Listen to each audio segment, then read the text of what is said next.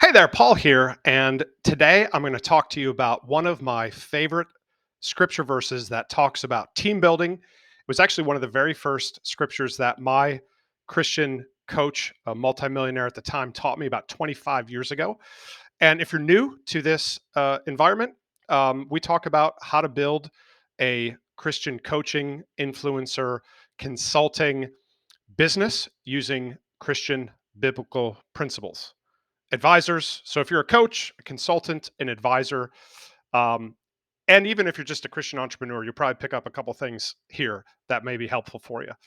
So when I first got started, I didn't know what the heck I was doing. I was ignorance on fire, and I'm not even joking. I've had 7 businesses, I think, or 10 businesses. The first handful were train wrecks. The next couple were six figures. In the subsequent 5 or 6 businesses have been 7-figure businesses. I forget about one because I had a partner with that business. But here's the point. Okay, when I first got started, I didn't know what I was doing.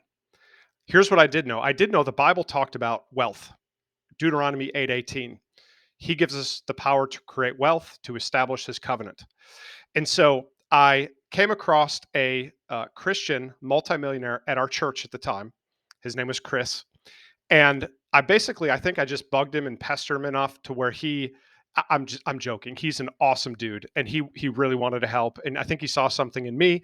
And we also had come up in the same Amway business, so we had some of the same foundational stuff. I did that for 4 years back in the late 1990s. Um, and so there was a lot of alignment there. And I think he just saw a young pup, and, the Lord released him to kind of sow into my wife and I's life. And so I would get with him. I would try to get with him like every week after service, right? But I think we would sit down for lunch maybe once a month or once every couple weeks, and I would like have all these questions that I want to ask Chris, right? So we're sitting there after church eating lunch, right? And I'm like, okay, Chris, how do you form an LLC? Like, do I do a S? Do I do a C corp? Do I do?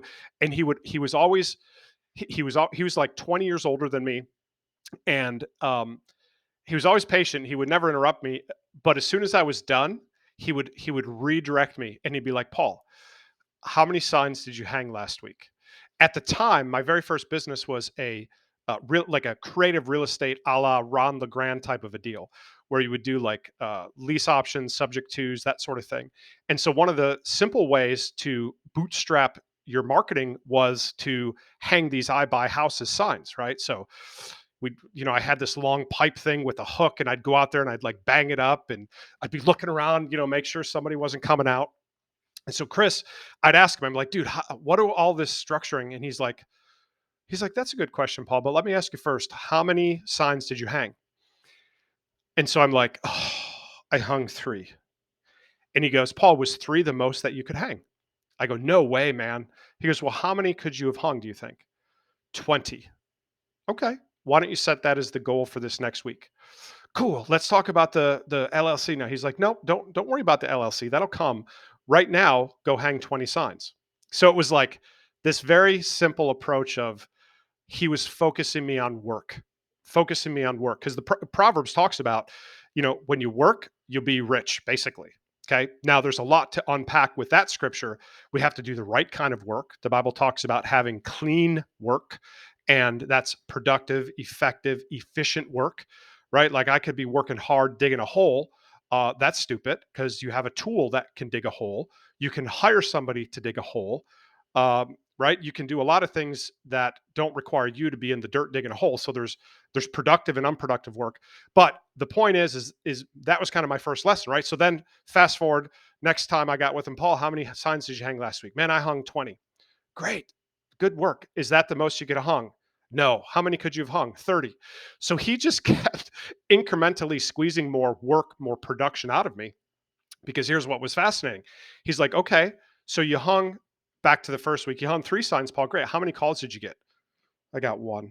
Okay. Paul, are you going to be able to hit your goals with 1 call? No. What do you think you should do, Paul? Hang more signs. Great. How many signs do you think you could hang? 20.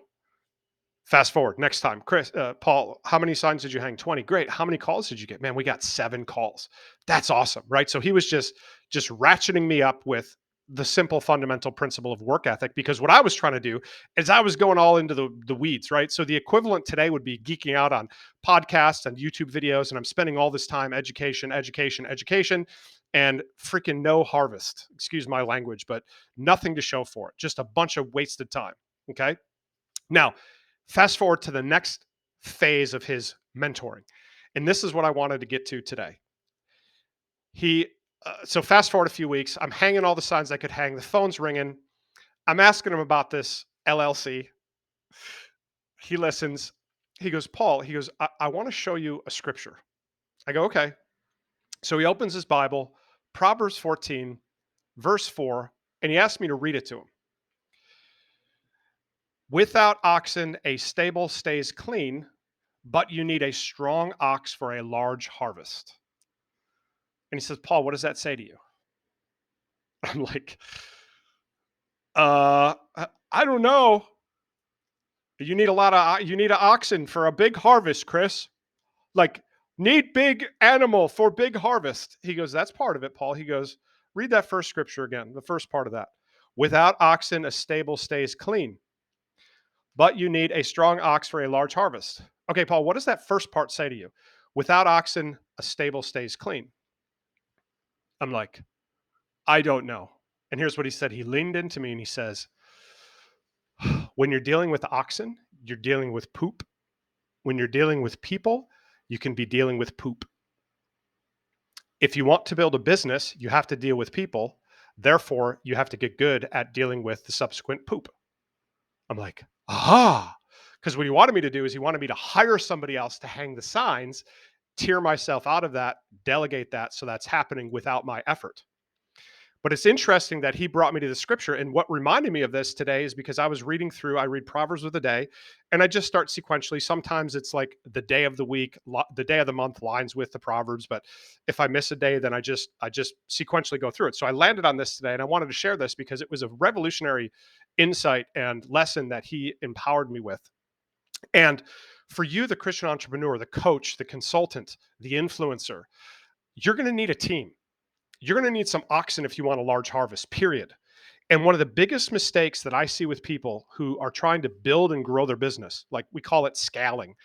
I think that's a stupid word, but people who are trying to grow their harvest through benefiting and blessing other people's lives, right? Like, first of all, if you're a Christian, you shouldn't be doing it solely for the money. Okay. That's not the kingdom, right? The world system is love money, use people. The kingdom system is love people, use money. So you got to have a focus on members first, period. Otherwise, you're allowing the world system to creep into your thinking, and you've got some strongholds in there that are going to hold you back, to be honest with you. So as long as if you got that fundamental thing in place, which is you're doing clean work to bless people's lives, that you're exchanging value for money, and all that's solid, then for you to go to the next level, you're going to need oxen, right? Without oxen, a stable stays clean, but you need a strong ox for a large harvest. So let's talk about that for a minute.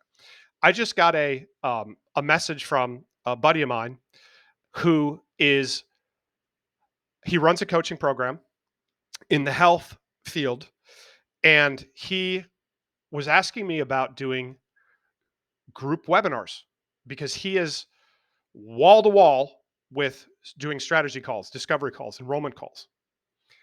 And so he's like, "Hey, I'm wondering, like, do you have any frameworks for how to do this group webinar? Like, should I introduce the price? Should I not introduce the price?" And I said, "Man, that's a great question." I said, and I shared with him what I'd recommend. I can share that here in a second. But I said, "Man, before you look at doing that, here's what I'd really encourage you to do: hire a sales rep, hire a closer, hire an enrollment specialist, whatever you want to call them. Hire somebody to talk to the person so that you don't have to talk to them." I said, "Just imagine." Like, you've got 40 hours of calls you're doing. Imagine with one move, one leverage point, one strong ox, how much of a greater harvest that you could have with that, because now you're liberating your time and you're building a system into your business that can work without you, right? That's the definition of a business: a productive, profitable enterprise that functions without me. And most Christian entrepreneurs, coaches, consultants, they build everything around them, right? They build everything around them. So today, just to give you a framework, I believe we have like 27 people on our team today. I don't even know because, and I know that might sound funny, but let me explain. A long time ago, I learned a business framework, which is the owner serves the team. The team works the SOPs or processes of the business. Those SOPs or processes serve the member or client or customer. The member, client, customer takes care of the business takes care of the owner. So it's kind of like the orchestra conductor. He doesn't face the audience, he faces the team. So in my development, having learned all this stuff the hard way, dealing with a lot of poop, to be honest with you, and bumping into scale plateaus, right? Because the thinking that got us here will not be the thinking that gets us there. And just so you understand, our best month has been just under $800,000 for the month, and that's neither here nor there. But I'm letting you know a framework, because if you're doing 3 million a month, then we might not be able to help you as much as somebody who's like at the 25,000 a month, 50 grand, 100 grand, and just bouncing against the wall. Like, what is the wall, right? If you want a big harvest, you need a strong ox. So my focus isn't even on our whole team. My focus is on our leadership team. Those are the people that I serve. Okay. And we have 4 people right now. We have operations, we have marketing, we have coaching, and we have sales and enrollment management. 4 people. Those people then manage their teams. So those people are strong ox. Now, let's unpack this just for a few more minutes. And I hope this is helpful for you. Here's the biggest thing that I see. Um, Once somebody, like, to get to 100 grand a month, it's actually quite easy, assuming you have a high ticket product, which is what we promote. Now, you can have low ticket products, but high ticket is really the best way, because you can deliver more value to your members. If they pay more, you can deliver more, right? And what people want is a result. And your ideal members and customers and clients, you got people that value time, and you got people that value money, right? So I value time. Therefore, I'm willing to pay to just get stuff done. Broker people value their money more than their time. So when you have a high ticket, you can work with the people that value time, and then you can just do more stuff for them, right? We're moving away from a curriculum only with like a couple of Q&A call type of support framework, which is what high ticket coaches have done for years. And there's really nothing wrong with that. But where we're going to is a done for you model, or within that coaching framework, done for you elements. And for you to be able to do that and execute on that, you've got to be able to charge, and it's got to make sense. And as long as there's a fair value where they're getting way more than they're investing, win-win, right? The Bible talks about a workman is worthy of his wage, and a good one is worthy as double. And it talks about don't muzzle the ox when they're treading. When they're treading, they should be eating.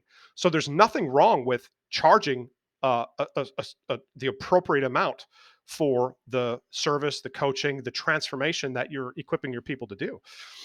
So one of the first things to understand is it's quite easy to get to 100 grand a month, 150 grand a month. The very first time I did that, and I've done that now, I think 3 times within the high ticket coaching framework. We started with an e-commerce coaching company, got that up to hundreds of thousands of dollars a month. I remember the first time to get that to 100 grand a month, I think it took us like 8 months. It took me like 6 months just to get it to 35 grand, because what are we figuring out at the beginning, right? Lead gen, conversion, and then how to coach people. Well, I saw the writing on the wall, because I set a business up, an e-commerce brand, with a partner that we were doing 7 figures, and year over year I saw the profit drop, and I saw like the supply chain tightening and all kind of issues there. So so I exited that business as well as that coaching, because if I can't believe in the business, I'm not going to coach people on it, right? So then we shifted over to real estate. When I did that adjustment, I took about 6 months off and just prayed and downloaded, and we got to 100 grand within 100 grand a month plus within four to 5 months. And at that point, it was literally one person, Steve. I had one sales rep, an A player, and that's what I'm going to talk to you about next. Because the Bible, it says here in verse 4, you need a strong ox. A strong ox. That's what we call an A player, not a weak ox, not a gimpy ox, not a worthless ox, not a slacker ox, not a weakling ox, right? Strong ox. Strong ox. So Steve, you'll get a kick out of this. He was a member that came through who had a sales background, and I just talked to him like, "Hey man, how'd you feel about selling for us?" He's like, "I love that. I've been thinking about that myself." I enrolled him. I brought him onto our sales team, and I was doing sales at that point, but then I tiered out, which is what I talked about at the very beginning, which the coaching that I gave my buddy. And Steve was he was doing 135 grand a month within his second month. And guess how much I had to manage him? I talked to the guy once a month. At that point, I was running all of our ads because I had a background in e-commerce, so I understood Facebook. So getting to 100 grand a month is literally one salesperson, as long as you got the lead gen nailed. And depending on where you are in your development, you might have to focus on the lead gen, or you might have to focus on the hiring of the sales enrollment talent, because you can't hire full time closer if you don't have full-time lead flow, right? So you gotta there's like a marriage there, and every person's different. Like, I don't believe in the one size fits all coaching approach, because we all have unique strengths, talents, weaknesses, time, goals, resources, right? So that's why we believe so much in coaching, because now we can come up with a customized plan to help you nail it based on your goals, targets, timeframes, resources, strengths, weaknesses. So to get to 100 grand a month is just got to have a good lead flow. You got to have one killer sales rep, A player. To get beyond that is when you need to start having some admin support, right? So the first time took us, I don't know, 8, 9 months to hit 100 grand. The second time it took us maybe 4 months, 5 months. The third time, because then we pivoted one last time to help people with their market gift, right? Help Christians scale or launch a coaching business. At that point, it took us, I think, 2 months to get to 100 grand, right? So dialing it in, my point is not to brag on the speed, which, for some people that's great, for some people that's like slow. It's to let you know that getting to 100 grand is very predictable. Leads, got to have a closer. Now if you're doing low ticket, you got to sell 10 billion units, so good luck with that, right? But if you're doing high ticket, which is what we promote as a driver, like, we want low ticket stuff, satellite around that, but as your core delivery mechanism, core value driver, um, a couple people, right? The lead side person, and then the conversion side person. And maybe you have to start by hiring the lead side person so that you can be the conversion side person. That's fine. It's temporary. Like my buddy, he's like, "Oh my gosh, what do I do now? I got 40 hours a week of calls." Well, hire a closer. Leverage out, get a strong ox. Or maybe you're good with media. Maybe you know how to do that. Then you do that and hire a closer. Here's what I wouldn't suggest you do. I would not suggest, if you don't know media, to try to learn it. Don't waste time going through a course, spending a bunch of money. Here's why. Anytime we do something for the first time, we stink at it. So now what you're doing is you're trying to learn something. You're going to not be very good at it. It's going to take time. It's going to be frustrating. And especially with media buying, you're going to lose a ton of money just in the spend, because you're not going to be efficient. You're not going to know what you're doing. So I would always recommend, if you don't have media chops today, hire somebody. You can hire somebody on, and remember this other principle too: first the blade, then the ear, then the full corn. So you don't need to hire some genius level media buyer. You can find really quality people on Upwork that will get you started. Now, you can't scale on that, but you can certainly get somebody that can generate enough leads for a part-time, full-time closer. And if that's you at the beginning, then that's fine. I'd rather you learn how to enroll than learn how to media buy. And learning to enroll on the phone is a killer skill set that'll serve you the rest of your life. So that's 100 grand, right? Leads, boom, closer, enroller. Then now you got to start to build the team. You got to have the strong oxen. You got to clean the poop out, right? And so some principles of leadership are, and I'll give you an example. So after I hired Steve and we're at 130, 140 grand a month, I then decided I need to tier myself out of media buying, because that was consuming a lot of time and mental bandwidth. I was worried about it. I'm like, I need to get this off my plate, right? So you delegate so that you can elevate. And that's a kingdom principle. If you look at there's a story in the Acts of the Apostles where the guys are getting frustrated. They're like, man, we shouldn't be putzing around with our time, like feeding people and doing all this other stuff. So they prayed and they appointed someone to take that over so they could stay and maintain in their sweet spot, their genius zone. So that's a kingdom principle, right? Abraham, he didn't shepherd his own cattle. Uh, if you read the Lot and Abraham's shepherds were the ones fighting about the water, right? Solomon didn't mine his own gold and silver mines. He had people, he had teams, they had oxen. That's what you need for a big harvest. So when I made the decision to outsource, offload the media buying, I, through a friend of a friend, connected with our current media buyer. And this is like 2.5 years ago, we've been with them. And one of the very first things I did is I shared with them our vision and our culture, our company vision, our mission, what we were about, why we were doing what we were doing, a couple sentences, and then like culture, 5, 7 points of what we believe, who we are, how we do things. And at the time, I didn't think much of it. But later on, he said that was one of the things that got them super excited about our account, about spending more and investing more time and energy and focus into our account, and really got them revved up. So to attract A players, you need to be an environment where an A player would be attracted. So let's think about an environment where an A player would not be attracted. A confusing environment, lack of mission, lack of vision, lack of culture. Conversely, an A player would be attracted to an environment that has clarity, that has a big vision, big, hairy, audacious goal, right? James Collin, Good to Great. That's one of the consistencies that all these companies had. And culture, like, what are we about? What do we do? And here's the thing. When I first got started, I thought all that stuff was crap. I'm like, oh, that's just a waste of time. That's stupid. Why do you think it took me so long to get to 100 grand the first time through? So the presence of some of these simple building blocks will yield massive dividends because it allows you to attract the A player talent. It allows you to bring in those strong oxen for that big harvest. And then you can manage through the core values. You can lead through the core values. You can hire, you can fire through the core values. And your business becomes clean, clear, right? What color does a professional mechanic always paint their floor?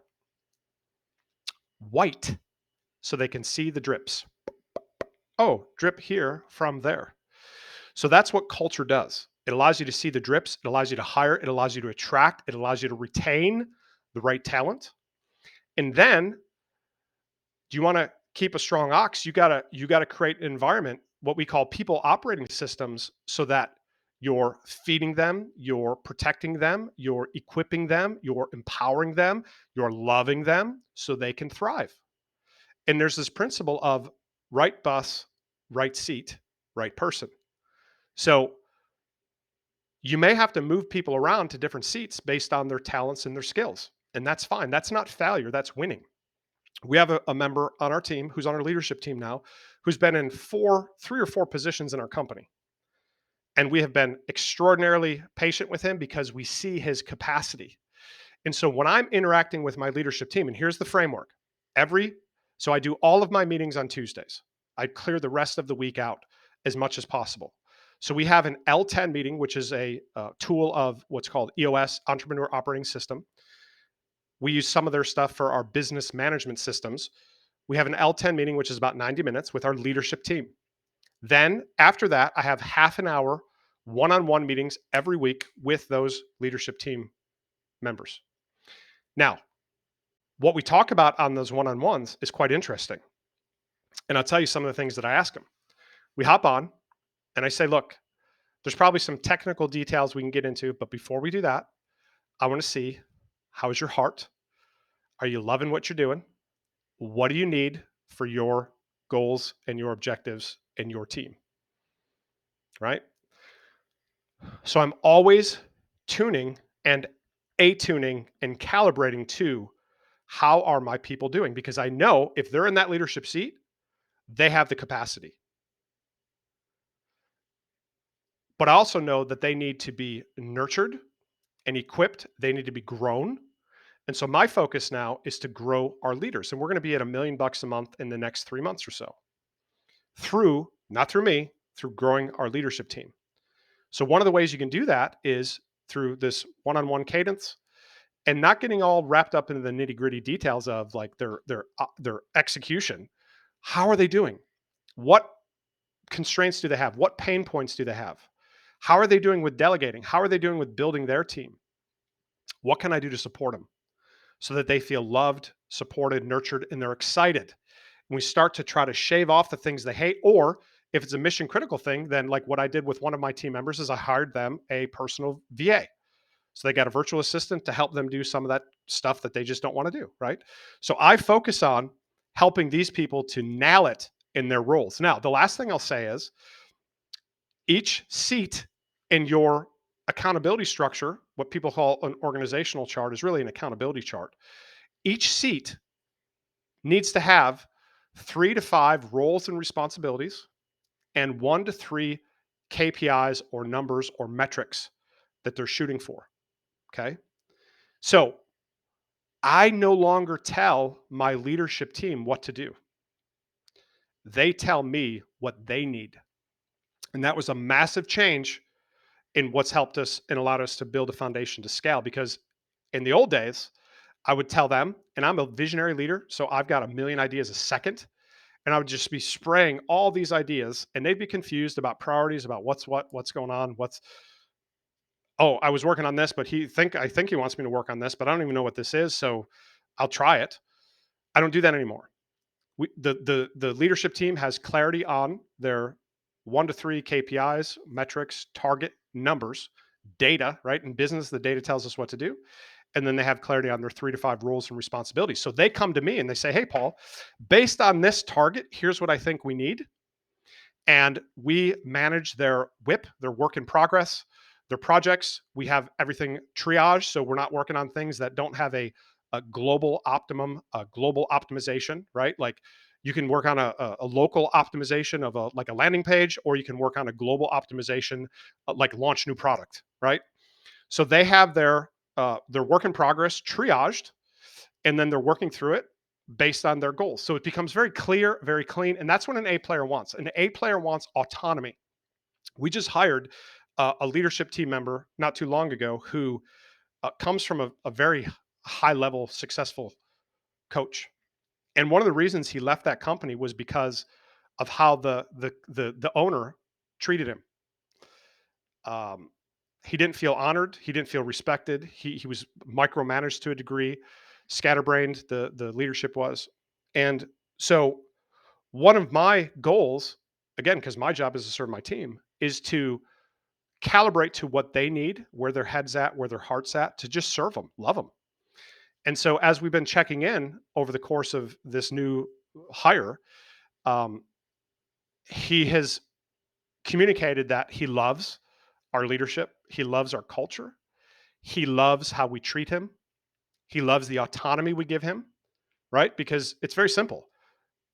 I don't need to be the expert on anything, on everything. The people in the leadership position should be the expert in their domain. So, with that being said, then all I have to do is get clear on the outcome we're after. I don't care about the how. What's the target? Let's calibrate. Leadership team member, here's what I see. What do you see? We agree on this is the destination. I don't care how they get there. And what that does then is with the right oxen, right? You can get a big harvest because it removes all of the minutia, what I call, off of the Christian entrepreneur's brain. Your number one constraint is the mental bandwidth of your leadership team, period. Your number one constraint is your own mental bandwidth. I think one of the greatest things that a Christian entrepreneur, coach, consultant, author, influencer can do is sit with their Bible, yellow pad, pen, favorite beverage, look out the window, and download from the Lord. That is our highest and best. If you're doing anything in your business that somebody else could be doing, you are not honoring your gift to the degree that it should be honored. I know that's a little harsh, but I'm saying it in love because it's the truth. So that means if you're doing sales calls, You're not honoring your gift. You need to delegate that to somebody else. Really, most things in a coaching business can be done by other people, including the coaching. Your job is to be the visionary and do the hard work to identify your unique gifts and talents that you can then deploy into your business. Okay. So with that being said, we're at 30. I'm gonna shut up and stop yapping, but I do want to let you know that we have an amazing group, free Facebook group.